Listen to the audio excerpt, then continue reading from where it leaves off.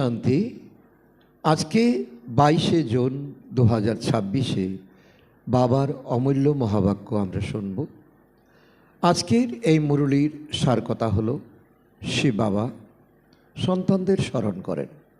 তিনি বলেন যে তারা শান্তি স্বরূপ, জ্ঞান স্বরূপ এবং মাস্টার পতিত পাবন। যে গুণ শিব বাবার রয়েছে তেমনি বাচ্চাদের রয়েছে। যেমন বাবা জ্ঞানের সাগর, তেমনি সন্তানরাও সেই জ্ঞানের উত্তরাধিকারী। যারা প্রয়াস করবে, যারা অভ্যাস করবে, তাদের মধ্যে এই গুণ, এই শক্তি অবশ্যই আসবে। অসীম জগতের পিতা এসে পতিত দুনিয়াকে পবিত্র করে এবং 21 জন্মের জন্য স্বর্গীয় রাজ্যভাগ্য প্রদান করেন। এই উত্তরাধিকার কেউ কেড়ে নিতে পারে না। ভগবান নিরাকার শিব, যিনি ব্রহ্মার তনের মাধ্যমে আদি সনাতন দেবী দেবতা ধর্মের স্থাপনা করেন। সন্তানদের সর্বদা স্মরণ রাখতে হবে যে তারা বাবার সহকারী হয়। বিশ্বকে পবিত্র অবশ্যই করতে হবে, কারণ আমরা বিশ্ব কল্যাণকারী আত্মা। আত্মস্মৃতি ও বাবার স্মরণেই পবিত্রতা আসবে, সুখ ও রাজ্যপ্রাপ্তির পথ উন্মুক্ত হবে। এখন আমরা শুনব মুরলী বিস্তারে। ওম শান্তি। আজকে বাবা বলেছেন, মিষ্টি বাচ্চারা, বাবা এসেছেন বাচ্চারা তোমাদের সেবা করতে। তোমরাও বাবা সময়ে সকলের সেবা করো। বাবা যে আমাদের যে টাইটেল দিয়েছে, তোমরা বিশ্ব কল্যাণকারী আত্মা, তার জন্য বাবা বলছেন যে আমার যেমন অহংকার নেই, তোমাদেরও কোনো অহংকার থাকবে না। দুনিয়াতে তোমরা দান, পুণ্য, তীর্থযাত্রা অনেক কিছু তোমরা করেছো। এখন তোমাদের এই বিশ্ব কল্যাণের সেবা করতে হবে, তা মন দিয়ে, তা তন দিয়ে, তা ধন দিয়ে। আজকের মুরলী থেকে প্রশ্ন, ব্রহ্মা বাবার এমন কোন চিন্তন চলে যার জন্য শিব বাবা বলেন ওয়েট অ্যান্ড সি, চিন্তা করো না? উত্তর, বাবার চিন্তন চলে সময় খুবই কমে যেতে চলেছে, সময় খুবই কমে যেতে থেকেছে। বাচ্চাদের অবিনাশী জ্ঞান রত্ন নিতে বাবার কাছেই আসতে হবে। এত সংখ্যক বাচ্চা কোথায় এসে থাকবে? কত বাড়ি তৈরি করতে হবে? সে বাবা বলেন ওয়েট অ্যান্ড সি। পূর্বকল্পে যেমন এসে থাকতো সেরকম থাকবে। তোমরা চিন্তা করো না, তোমরা পড়াশোনা করতে থাকো, মন মানা ভব। তোমাদের কর্মাতীত হওয়ার পুরুষার্থ করতে হবে। শিব বাবা এতটাই আমাদেরকে নিশ্চিন্ত বেগমপুরের বাদশাহ বানাচ্ছেন, কোনো চিন্তাই করবে না। সমস্ত ড্রামা অনুসারী সমস্ত কিছু সেট হওয়া আছে। যেমন ব্রহ্মা বাবা চিন্তা করতেন, যেমন জ্ঞানের গভীরে গিয়ে তিনি মনন চিন্তন করতেন যে এত বাচ্চারা এসে কোথায় থাকবে। শিব বাবা বলেন ওয়েট অ্যান্ড সি, ধৈর্য ধরো আর দেখতে থাকো বাবার যজ্ঞ কী করে তত্তর করে, কি করে বেড়ে যায়। তোমার কোনো চিন্তা করতে হবে না, তুমি সাক্ষী দ্রষ্টা হয়ে থাকো। আজকের গীত, তোমায় পেয়েছি যে সারা জগতই বা বলি কেন, করতলে যে আকাশও পেয়েছি। তুমনে পাকে হামনে যাহা পালিয়া, তো জমি আসমা পালিয়া। ওম শান্তি। বাবাও বলেন বাচ্চারা ওম শান্তি। আর কি বলবেন? বাচ্চারা বলেন ওম শান্তি ততোত্তম। যেমন বাবা শান্ত স্বরূপ, আমরাও শান্ত স্বরূপ। শুধু মুখের বলাটাই যথেষ্ট নয়, মননে, বিচারে, আমাদের ভিজুয়ালাইজেশনে এই ভাব আনতে হবে, হে বাচ্চারা তোমরা হলে শান্ত স্বরূপ। তো আমাদেরও যখন আমরা মুরলী শুনছি তখন আমাদের শান্ত স্থিতিতে থেকে বাবার জ্ঞানের প্রবেশ করার জন্য আমাদের এই বুদ্ধিরূপী পাত্রকে একেবারে খুলে দিতে হবে। বাইরের সব চিন্তা থেকে একেবারে মন সরিয়ে এনে একেবারে বাবার কাছে রাখতে হবে। তোমরা হলে মাস্টার পতিত পাবন, এরকম আর কেউ বলতে পারবেন না। বলা হয় যেমন কাক তার তেমন তার বাচ্চা। কাক কালো হলে তার বাচ্চাও কালো। কাক যেমন কা কা করে, বাচ্চাও কা কা করবে। তোমরা বাচ্চারাও জানো যেমন বাবা তেমনই আমরা। তো বাবা কি? বাবা বলেন আমি হলাম জ্ঞানের সাগর, আর আমাদের মাস্টার জ্ঞানের সাগর হতে হবে। বাচ্চারা, তোমরাও মনে করো আমরা হলাম মাস্টার জ্ঞানের সাগর। তো যদি নদীও হয়, বাবা বলছে যে মাস্টার জ্ঞানের সাগরও আমরা হতে পারি আর নদীও আমরা হতে পারি। তো এটা নির্ভর করছে আমাদের উপর, আমরা কতটা জ্ঞানকে নিজের জীবনে ধারণ করছি। সাগরের বাচ্চা কাচ্চাও তো হয়, তো বড় বড় অনেক নদীও আছে, বড় বড় পুকুর সরোবরও আছে। বাবা আমাদের বুদ্ধিমত্তা হিসাবে, জ্ঞান গ্রহণকারী হিসাবে বাবা কাউকে বলছেন সাগর, কাউকে বলছেন নদী, কাউকে বলছেন পুকুর, কাউকে বলছেন সরোবর। সেই সব হলো জড়, পুকুর, নালা, সরোবর। তোমরা হলে চৈতন্য, সাগর থেকেই তোমরা নির্গত হও। এখানে জলের কোনো কথা নেই। কোনো বাচ্চা আবার তো এ কথাটাও বোঝে না, কারণ অনেক কন্যা তো লেখাপড়া জানে না। বাবার এই বলার গভীরতা কতটুকু অনেকেই বুঝতে পারে না। বাবা একবার জিজ্ঞাসা করেছিলেন, চিনি কিসের থেকে তৈরি হয়? গুড় থেকে তৈরি হয়। তখন বলেছিল, তো লাল আখ থেকে গুড় হয়, সাদা আখ থেকে চিনি তৈরি হয়। তো বেচারি তো পড়াশোনা করে না। তো বাবার এমন সাদামাটা এমন কন্যা ছিল, বাচ্চা ছিল, তো উনি তো সঠিক জবাব দিতে পারেনি। এখন তোমাদের কত বড় ব্যাপার বোঝানো হয়। জলের সাগর থেকে জলের নদী বের হয়। মানুষের জনসংখ্যা তো ক্রমই বাড়তেই থেকেছে, তাই জলও অনেক চাই। তো কত ক্যানেলস, খাল ইত্যাদি তৈরি করতে থাকে। তাই বাচ্চারা, তোমাদের উঠতে বসতে চলতে ফিরতে এই ভাবনা রাখতে হবে যে আমরা এই পতিত দুনিয়াকে পবিত্র বানাই। আমাদের বানাতে হবে। স্বয়ং ভগবান এসে, ভগবানের যে দায়িত্ব, ভগবান বলছেন আমি তোমাদের সেবাধারী, I am your obedient servant. ঠিক তেমনি আমাদেরও এই ভাবনা রেখে আমাদের এই জ্ঞানকে ধারণ করতে হবে। গানেও বলা হয়, বাবা আমরা আপনার থেকে বিশ্বের বাদশাহী উত্তরাধিকার গ্রহণ করি। এটা আমাদের উত্তরাধিকার, জন্মসিদ্ধ উত্তরাধিকার। আর এখন আমাদের অনুভব হচ্ছে আমরা জমি কেন, আমরা এখন আকাশকে পেয়ে গেছি। বাবা থেকে পেয়ে আমরা আকাশকে পেয়ে গেছি। তো এই আমাদের থেকে কেউ কেড়ে নিতে পারবে না। কারণ দাপর যুগ থেকে মায়া আমাদের গুণগুলো কেড়ে নিয়েছে, অবগুণগুলো আমাদেরকে উপহার দিয়েছে।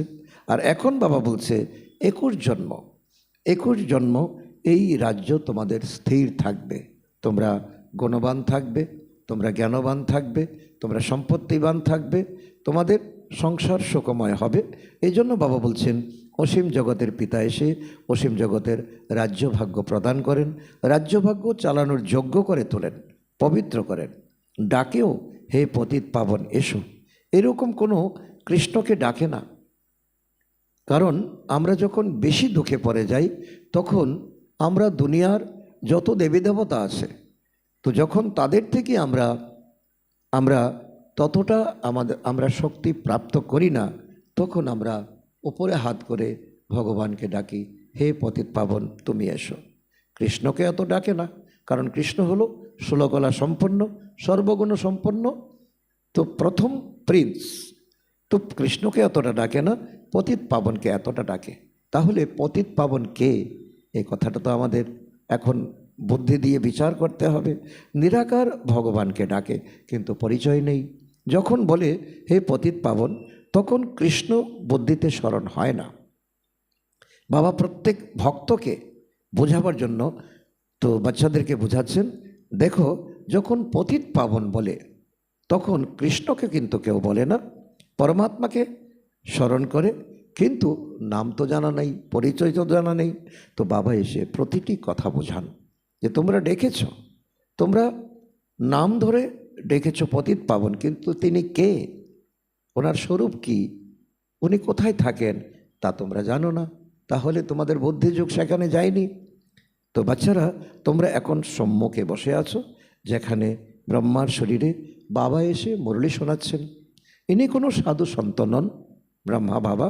তোমরা জানো নিরাকার শিব বাবা এই ব্রহ্মা অর্থাৎ যিনি গৃহস্থী ছিলেন, ওনার শরীরে এসে প্রবেশ করান এবং আমাদেরকে পড়ান। গায়নও আছে না, পরমপিতা ব্রহ্মা পরমাত্মা ব্রহ্মা তনের দ্বারা আদি সনাতন দেবী দেবতা ধর্মের স্থাপনা করেন। তো এই বিষয়ে বাবা আমাদেরকে অনেক উজ্জীবিত করছেন, আমাদেরকে অনেক ইশারা দিচ্ছেন। দেখো, তোমাদের নেশা তৈরি করো যে এখন আমরা ডাইরেক্ট শিব বাবার কাছে বসে আছি। বিনাশ স্থাপনার পরেই হয়েছে, কারণ এখন তোমাদের প্রথমে তৈরি হতে হবে, তোমরা প্রত্যক্ষ হতে হবে, তোমাদের দ্বারা বাবা প্রত্যক্ষ হবে, তবেই বিনাশ হবে। এর থেকে প্রমাণিত হয় যে পুরানো দুনিয়াতে তিনি আসেন, কারণ দেবী দেবতারা এই কলিযুগের দুনিয়াতে পাপ অন্ধকারময় দুনিয়াতে তারা পাও রাখতে পারবেন না, কারণ তাদের পা রাখার জমি নেই। এখন জমি একেবারে তমপ্রধান হয়ে গেছে। ব্রহ্মার দ্বারা স্থাপনা নতুন দুনিয়ার, শঙ্করের দ্বারা অনেক ধর্মের বিনাশ করান। শতযুগে ছিল এক ধর্ম, এখন তো অনেক ধর্ম আছে। এক ধর্মের দেবী দেবতাদের নিদর্শন হলো চক্র ইত্যাদি। এই লক্ষ্মীনারায়ণকে বলা হয় বিশ্বের মালিক, স্বর্গের মালিক, যে সেই হয়ে যায় বিশ্বের মালিক। তো বাবা আমাদের বলছেন যে এটাই তোমাদের সৌভাগ্য, যখন তোমরা বিস্তৃতভাবে তোমরা সব কিছু বুঝতে পারছো, জানতে পারছো। বাচ্চারা, এই কথা তোমাদের বুদ্ধিতে এখন বসেছে না? বাবা বলেন, বাচ্চারা মনমনা ভব। এই বাচ্চাদের ক্ষণে ক্ষণে সতর্কতা প্রাপ্ত হয়, কারণ বাবা বলছে তোমরা সাবধান, আরও সাবধান, কারণ মায়া প্রতি মুহূর্তে তোমাদের বুদ্ধিতে কখনো কখনো তোমাদের বুদ্ধিকে ধোঁকা দেবে, কখনো তোমার চোখকে ধোঁকা দেবে, কখনো তোমার অন্য কর্মেন্দ্রিয়কে ধোঁকা দেবে। বাবাকে আর উত্তরাধিকারকে স্মরণ করো, এটা ভুলো না। অন্য পয়েন্টস ভুলে গেলেও এইটা কিন্তু মুখ্য। একমাত্র বাবা হলেন পতিত পাবন। এই যুক্তি বলেন পবিত্র হওয়ার। বাবা বলছে আমি যেমন পবিত্র, তোমাদেরও এখন পবিত্র হতে হবে। বাবা বলেন তোমরা শতপ্রধান ছিলে, এখন তমপ্রধান পতিত হয়ে গেছো, তাই না? সেই জন্য বাবা বলেন 84 জন্ম সম্পূর্ণরূপে তোমরা গ্রহণ করেছো, এখন তোমাদের আবার শতপ্রধান হতে হবে। শতপ্রধান হলে তবেই তোমরা পবিত্র দুনিয়াতে যেতে পারবে, তার আগে নয়। নিরাকারী দুনিয়া হলো পবিত্র, সাকারী দুনিয়া হলো পবিত্র। বাবা বলছে কি, যে এখন তোমাদের শতযুগ হলো পবিত্র, আর যেখানে আত্মারা ছিলে সেখানেও পবিত্র। তো অপবিত্র পতিত দুনিয়া হলো এইটা, যেখানে তোমরা এখন পুরুষার্থ করছো। কিন্তু এ কথা মাথায় রাখতে হবে, আত্মতম প্রধান তো শরীরও হলো তমপ্রধান। তো এই তো হলো সৃষ্টিরূপী নাটক। এর মধ্যে ব্রহ্মাণ্ড আর সৃষ্টির নাটকও এসে যায়। সৃষ্টি চক্র এখানে আবর্তিত হয়, শতযুগ, ত্রেতা, দ্বাপর, কলিযুগ এখানেই হয়। এইটা কোনো সূক্ষ্মবতন বা মূলবতনে হয় না। বাবা এটাও বোঝাচ্ছেন আমরা আত্মারা হলাম পাঠধারী, এইটা এখানেই হয়। একে মনুষ্য সৃষ্টি বলা হয়। তো সেটা হলো আত্মাদের নিরাকারী দুনিয়া। তো তো যেখানে ব্রহ্মা বিষ্ণু শঙ্করের আকারী দুনিয়া, অর্থাৎ সূক্ষ্মবতন। এই সাকারী সৃষ্টি হলো কত বড়, শতযুগের সৃষ্টি কত ছোট হয়, সেখানে হলোই এক ধর্ম। এছাড়া মানুষ যে বলে ওখানে দৈত্য ইত্যাদি ছিল, তো এগুলো সব মিথ্যে কথা। বাবা বলছেন যে তোমরা জানো এখন দুনিয়াতে পাবন কাউকে খুঁজে পাবে না, আর এটাও জানো শতযুগে পবিত্র দুনিয়াতে পতিত কাউকে পাবে না। সুতরাং শতযুগে দৈত্য কোথা থেকে আসবে? তোমরা বুঝতে পারো যে নতুন দুনিয়ার স্থাপনা, পুরাতন দুনিয়ার বিনাশ গাওয়া হয়েছে, সকলের বিনাশ হবে, আর শতযুগ হেভেনের স্থাপনা হবে। তোমরাও কি করো? তোমরা বাবার সাথে সেবা করছো, তোমরা এখন খোদাই খিদমতগার। এই নেশা আমাদের আরও বাড়াতে হবে, কারণ আমাদের প্রতিটি বিন্দু বিন্দু যাতে আমাদের সফল হয়। বাবাও এসে থাকেন বাচ্চাদের সেবা করতে। বাবা বলেন I am your obedient servant. ইনি হলেন অসীম জগতের বাবা। দেখেন যে আমার বাচ্চারা খুবই দুঃখী, তখন অবশ্যই বাবার করুণা হয়। তিনি হলেন করুণাময় পিতা। এখন তো সমগ্র দুনিয়াতে হলো অশান্তি, এক বাবা ব্যতীত আর কেউ শান্তি দিতে পারে না। হঠযোগীও অসংখ্য রয়েছে। আত্মার বিষয়ে বলে দেয় যে আত্মা হলো নির্লিপ্ত। হঠযোগীরা খুব স্বাধীনতা দিচ্ছে। তারা বলে আত্মা নির্লিপ্ত, যা লেপছেপ পড়ে শরীরের মধ্যে। তো সুতরাং তোমাদের যদি পাপ হয় তাহলে গঙ্গাতে গিয়ে একটা ডুব লাগিয়ে আসো। কিন্তু এই যে পথ তারা দেখাচ্ছেন, বাবা বলছে সম্পূর্ণ ভুল পথ। মানুষকে উল্টো কথা শুনিয়ে থাকে। বাস্তবে আত্মার শুদ্ধিকরণ দরকার। একমাত্র পরমপিতা পরমাত্মার স্মরণেই আত্মার শুদ্ধিকরণ হতে পারে। আত্মাতেই তো খাদ পড়েছে, এটা কারোরই জানা নেই। আত্মা অতি সূক্ষ্ম, সেখানে ডাক্তার পর্যন্ত কোনো রকম হাত দিতে পারে না, ধরতে পারে না, ধরা ছোঁয়ার বাইরে, অবিভাজ্য, অদৃশ্য। তো বাবা বলছে বিভিন্নভাবে তো আত্মিক বার্তালাপ করে। তো আত্মাকে দেখার, বোঝার অনুভব বাড়াতে হবে। এইদিকে বলেও এ হলো পাপাত্মা, অনেক পাপ করে। ইনি হলেন মহাত্মা, পুণ্যাত্মা, মহান কর্ম করেন, পুণ্যকর্ম করেন। সন্ন্যাসীদের জন্য বলবে পবিত্র আত্মা, কারণ সন্ন্যাস গ্রহণ করেছে, ওরা পবিত্র জীবন যাপন করছে। এখন বাবা বুঝান আত্মাকে পবিত্র করতে পারেন একমাত্র পরমপিতা, তিনি ছাড়া এ দুনিয়াতে আর কেউ নেই। এখন স্যাপলিং লাগছে, যেমন গাছের কলম লাগানো হয়, ধীরে ধীরে বৃদ্ধি হতে থাকবে।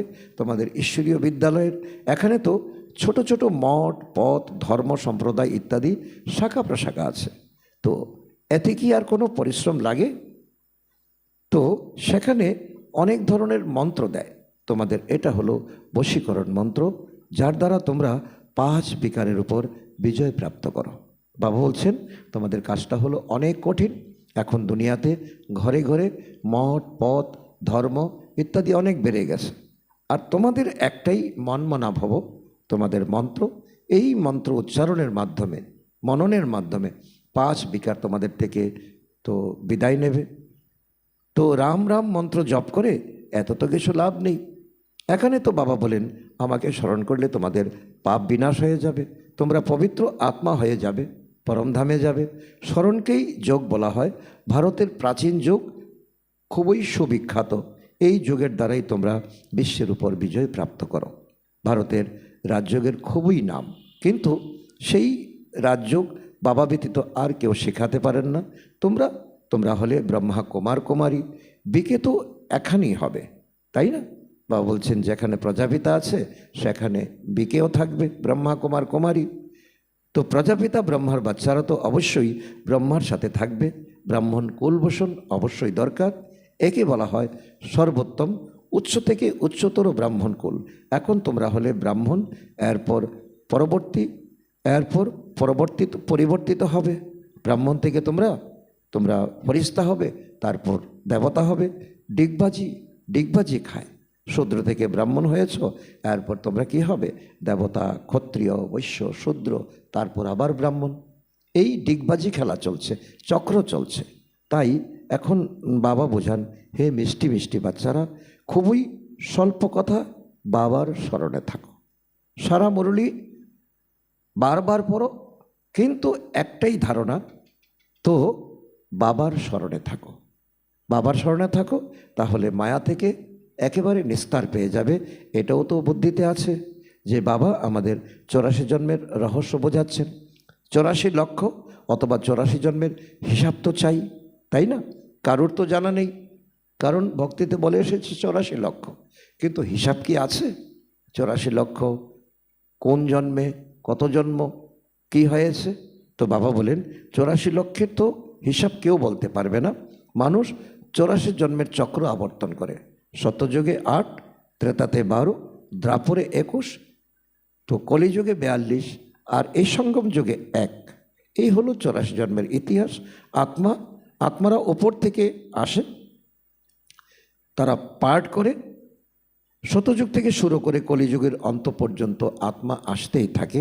প্রত্যেকের নিজের নিজের পার্ট প্লে করতে থাকে। এই কথা মানুষ মাত্রই জানে না। তারা পূজা পাঠ, মন্ত্র, জপ, তপ, তীর্থযাত্রা এগুলি নিয়েই ব্যস্ত, এবং অন্যকেও ভুল রাস্তা বলে দিয়ে তার জীবনকে তো জীবনের কোনো সমাধান দিতে পারছে না। একমাত্র বাবা, বাবা জানতে পারেন। মানুষকে কখনো পরমপিতা গডফাদার বলা যায় না। গডফাদার বললে আবার নিরাকার শিবের দিকে বুদ্ধি যায়। নিরাকার মানে তিনি আমার পিতা। জীব আত্মার বাবা তো থাকবে, তাই না? আত্মা এক শরীর ত্যাগ করে দ্বিতীয় শরীর গ্রহণ করে। নিরাকার বাবার নাম হলো শিব। তিনি কল্যাণকারী, তিনি মঙ্গলময়। তোমাদের হলো একটি নাম, আত্মা। এবং যখন শরীরে প্রবেশ করো, শরীরের নাম হয়, আত্মার নাম অপরিবর্তিত। আবার শরীরের আলাদা আলাদা নাম হয়। পরমপিতা পরমাত্মাও শরীরে এসে জ্ঞান শোনায়। শরীর ব্যতীত কি আর কীভাবে শোনাবে? তাই বাবা বোঝান যে ওনার তো নিজের নাম আছে। দাদা লেখরাজ, আমার শরীরের কোনো নাম নেই, আমার কোনো শরীরই নেই, আমি পুনর্জন্মে আসি না। এক একটা কথা আমাদের বাবা বলছে, এক একটা অক্ষর লাখ লাখ টাকার সমান। তো আমি ওনার মধ্যে এসে প্রবেশ করি, ইনিও জানতে পারেন না, কোনো তিথি তারিখ নেই। হ্যাঁ, আমি কল্পের শেষে অর্থাৎ রাত্রিতে আসি। এখন রাত হলো, এখন যে কলিযুগের শেষ সময়, অবিচার, তো অন্যায় অত্যাচার, তো মার পিট লুট, তো এটাই হলো বাবা বলছে যে এখন হলো রাত অর্থাৎ অন্ধকার দুনিয়া। এইটা হলো পতিতদের দুনিয়া। আমি আসি পবিত্র দুনিয়া অর্থাৎ দিন তৈরি করতে। তো এইটাও জানে না যে বাবা কখন প্রবাস করলো। হ্যাঁ, বিনাশ সাক্ষাৎকার হয়েছিল, অনেক ধ্যানে যেতেন, তো সেটার কোনো তিথি তারিখ বেলা বার করা যাবে না। কারণ শিব বাবা ব্রহ্মা বাবার শরীরে ঠিক কখন প্রবেশ করেছেন সেটা তিথি তারিখ তো কখনো বলা সম্ভব নয়। কৃষ্ণকে পূজা করতেন, নারায়ণকে পূজা করতেন। তো ব্রহ্মা বাবা আর কৃষ্ণের জন্ম দেখানো হয়েছে, রাত্রিতে জন্ম হয়, কোনো সময় কতটা মিনিট ইত্যাদি সমস্ত বের হয়েছে। কারণ কৃষ্ণ জন্মাষ্টমী বলা হয়। বাবা বলেন আমি তো হলামই নিরাকার। যেমন আর মানুষ জন্ম নেয় সেরকম আমার কি আর জন্ম হয়? আমি তো মাতৃগর্ভে আসি না, আমার হলো দিব্য অলৌকিক জন্ম। আমি ওনার মধ্যে প্রবেশ করি, আবার চলে যাই। সারাদিন আমি সারের উপর আরোহী হই কি? কারণ ভক্তি মার্গে তো সার বলেছে যে তো এই সারের মধ্যে তো বাবা আসেন না। বাবা বলছেন আমি পুরুষের শরীরে আসি। তাই ভক্তিতে সার দেখিয়েছে। মন্দিরে প্রবেশ করার আগে সারকে পুজো করে তারপর শিবলিঙ্গকে পুজো করতে যায়। তো আমাকে যখন বাচ্চারা স্মরণ করে আমি হাজির হই। বাবা এসে বাচ্চাদের সাথে মিলিত হন, গুড মর্নিং করেন, ওম শান্তি করেন। মানুষ যেমন একে অপরের সাথে মিলিত হয় রাম রাম রাম বা নমস্তে বলে, তো এটা তো রুহানি অসীম জগতের বাবা বোঝান। আমি তোমাদের তো অর্থাৎ সমস্ত বাচ্চাদের বাবা আমি। তাই সে বাবার সন্তান তোমরা সমস্ত আত্মারা হলে ভাই ভাই। এই কথার খুশির পারা উপরে ওঠা চাই। আমরা সকলে শিব বাবার সন্তান। অসীম জগতের বাবা এসেছেন তোমাদের অসীম জগতের উত্তরাধিকার প্রদান করতে। বাচ্চাদের দেখে বাবাও খুশি হন। প্রচুর বাচ্চা আছে, বাচ্চারা জানে যে আমাদের বাবা স্বর্গের মালিক করছেন, রাজত্ব দিচ্ছেন। প্রজাও বলবে আমাদের রাজ্য। ভারতবাসী যেমন বলে সেটা হলো আমাদের ভারত দেশ। রাজ্য প্রজা দুই বলে আমাদের দেশ। রাজারও বলে প্রজারও বলে। বাচ্চারা তোমরা হলে নরকবাসী আবার স্বর্গবাসী হবে। এই নেশা তোমাদের মধ্যে জাগ্রত হবে। বাবাকে আর উত্তরাধিকারকে স্মরণ করতে হবে। আর কোনো কষ্ট বাবা দেন না। থাকতে হবে গৃহস্থ জীবনে। কারণ বাবা বলছে কি গৃহস্থ জীবনে থেকে তোমাকে কমল পুষ্পের মতো হতে হবে। তো এখানে এসে কি আর থাকতে পারবে? মধুবনে তো সীমিত সংখ্যক থাকার জায়গা। সবাই এখানে পালিয়ে এলে তো সবাইকে বাবা কোথায় রাখতে পারবেন? এত প্রচুর সংখ্যক বাচ্চা তো একবার কি করে একসাথে হতে পারে? সব সেন্টারের বাচ্চারা একবার কি করে একসাথে মিলিত হতে পারে? কোথায় সে থাকবে, কোথায় শোবে? তো বেশ কঠিন, তাই না? তো দিনে দিনে ক্রমাগত বাচ্চারা বৃদ্ধি পেতে থেকেছে। তো এরও কিছু যুক্তি রচনা করতে হবে। তো এইসব আশেপাশে তো লোকেদের বাড়ি নিতে হবে। বাড়িওয়ালাকে জিজ্ঞাসা করবে কত চাইছেন, সময় হলে তো নিতে হবে, তাই না?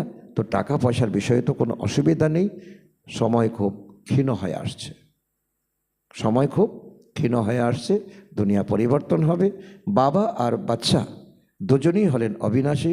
অবিনাশী ধন ভাণ্ডার বাচ্চাদের তিনি প্রদান করেন। অসংখ্য, তো অনেক সংখ্যক বাচ্চাদের আসতে হয়। বাবার অনেক চিন্তন চলে, কারণ ব্রহ্মা বাবা দেখছেন যে আগামী দিনে অনেক বাচ্চারা মধুবনে আসবে, কিন্তু তাদেরকে আমি কোথায় রাখবো? এত সংখ্যক বাচ্চারা কোথায় এসে থাকবে? শিব বাবা বলেন, তুমি কোনো চিন্তা করে না, ওয়েট অ্যান্ড সি। তুমি পড়াশোনা করতে থাকো, মনমনা ভব। তো এই বিষয়ে তুমি তুমি 1 নম্বর হও, তাহলে দেখবে তোমাকে ফুট স্টেপ করে করে বাচ্চারাও এগিয়ে যাবে। বাচ্চারা তোমাদের এই ভাবনা রাখতে হবে, এখন আমাদের কর্মাতীত অবস্থা যেতে হবে, শতপ্রধান হতে হবে, স্মরণের দ্বারাই পবিত্র হব। বাবা খুব সহজ করে বলেন, খুবই সহজ, শুধুমাত্র বাবাকে স্মরণ করতে হবে। দেখো, গরুর বাছুরদের যখন মায়ের কথা মনে আসে তখন চিৎকার করে, আওয়াজ করে, তাই না? তো সে হলো জানোয়ার। বাচ্চারা, তোমরাও তো ঘ্যান ঘ্যান করো, ক্রমশ অনেক অনেক চিৎকার বাড়বে, অনেক স্মরণ করবে। বাচ্চারা, তোমরা তো এখন জানো যে বাবা এসেছেন, বিনাশ তো হবেই, ন্যাচারাল ক্যালামিটিস অবশ্যই হবে। সব নিজেদের মধ্যে লড়াই ঝগড়া করতে থাকবে, কত খরচা করে বোমা ইত্যাদি তৈরি করে, অনেক পয়সা খরচ করে। তো খরচ তো হয়, এটা তো রেখে দেওয়ার জিনিস নয়। এত খরচ কোথা থেকে যোগাবে? ভয়ও পায় মৃত্যুকে, তবু বোমা তৈরি করে। তো আবার বলে যুদ্ধ বন্ধ করো, বোমার লড়াই চলবে। এখন তৈরি করে এরকম যেন বোম পড়ে আর মানুষ মরে যায়। তো জিনিস তৈরি করতে সময় লাগে, তারপর তো মিনিট মোটর নিমেষে সব শেষ হয়ে যাবে। তাড়াতাড়ি তৈরি করে। বোমাও কখনো অল্প তৈরি হয় কি? বোমা কখনো অল্প তৈরি হয় না। এক দেশ আরেক দেশকে তো বোমা বিক্রি করে। বাচ্চারা, তোমরা জানো এই পুরানো সৃষ্টির বিনাশ হতে হবে, এটাও শঙ্করের পাঠ। অসীম জগতের পিতার থেকে উত্তরাধিকার এখন আমাদের নিতে হবে। ওদের কর্তব্য বোম বানানো, আমাদের কর্তব্য অসীম জগতের বাবার থেকে উত্তরাধিকার গ্রহণ করা। তো গীতা হলো তোমাদের, অর্থাৎ ভারতবাসীদের দেবী দেবতা ধর্মের শাস্ত্র। এছাড়া তো ছোট ছোট ওসবের কোনো গায়ন বা প্রচার নেই। ব্রাহ্মণ ধর্ম হলো সবথেকে উচ্চ। ব্রাহ্মণ ধর্মের কাজ হলো কথা শোনানো। এখন তোমরা প্রকৃত ব্রাহ্মণ হয়েছ, তোমরা বলতে পারো, আমরা ব্রহ্মা কুমারীরা হলাম ব্রহ্মার সন্তান, মুখ বংশাবলী সন্তান, আমাদের পিতামহর থেকে উত্তরাধিকার প্রাপ্ত হচ্ছে। তো এই খুশিতে তোমাদের থাকতে হবে, আর এই খুশি সকলকে বাড়তে হবে। আচ্ছা, মিষ্টি মিষ্টি হারানিধি বাচ্চাদের প্রতি মাতা পিতা বাপদাদার স্মরণের স্নেহসুমন আর সুপ্রভাত। আত্মাদের পিতা তার আত্মারূপী বাচ্চাদের জানাচ্ছেন নমস্কার। আমরা আত্মারূপী বাচ্চারা আমাদের মাতা পিতা বাপদাদাকে জানাই স্মরণের স্নেহসুমন, সুপ্রভাত ও নমস্কার। ধন্যবাদ বাবা, ধন্যবাদ। আজকের মুরলী থেকে ধারণার জন্য মুখ্যসার 1 নম্বর, ড্রামার সব রহস্যকে জেনেও কোনো ব্যাপারে চিন্তা করতে নেই, পড়াশোনা করে যেতে হবে, মনমনাবব হয়ে কর্মাতীত হওয়ার দিকে মনোযোগ দিতে হবে, নিজেকে শতপ্রদান করে তুলতে হবে। নাম্বার 2, আমরা আত্মারা হলাম শিব বাবার সন্তান, নিজেদের মধ্যে ভাই ভাই, শিব বাবার থেকে উত্তরাধিকার গ্রহণ করছি, এই খুশিতে থাকতে হবে। আজকে বাপদাদার মধুর বরদান আমাদের বাচ্চাদের প্রতি, অন্তর স্বরূপে স্থিত থেকে নিজের বা বাবার গুপ্ত রূপকে প্রত্যক্ষকারী সত্যিকারের স্নেহী ভব। তার অর্থ বাবা বলছেন যে বাচ্চারা সদা অন্তরের স্থিতিতে অথবা অন্তরের স্বরূপে স্থিত থেকে অন্তর্মুখী থাকে, তারা কখনো কোনো কথাতে লিপ্ত হতে পারে না।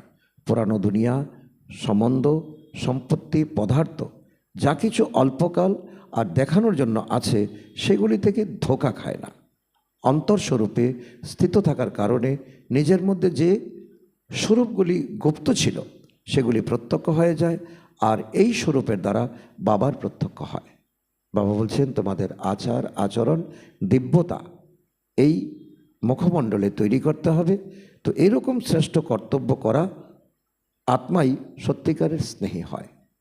আজকের স্লোগান, নিশ্চয় আর জন্মসিদ্ধ অধিকারের নেশাতে থাকো, তাহলে হয়রান অর্থাৎ পরিশান হবে না। আজকের অব্যক্ত ইশারা, সদা হাসি খুশি থাকার জন্য নিজের নেচারকে সরল বানাও, সহনশীল হও। এর অন্তর্গত বাবা বলেছেন, স্বচ্ছতাও হলো সরলতার লক্ষণ। যতটা সরলতা ততই স্বচ্ছতা হবে। এই জন্য সবাইকে নিজের প্রতি আকর্ষিত করবে। সত্যতা আর স্বচ্ছতা তখন হবে যখন নিজের স্বভাবকে সরল বানাবে। সরল স্বভাবই বহুরূপী হতে পারে। এরকম সরল স্বভাবই সদা হাসি মুখে থাকে আর সবাইকে আকর্ষিত করতে থাকে। আচ্ছা, ও শান্তি।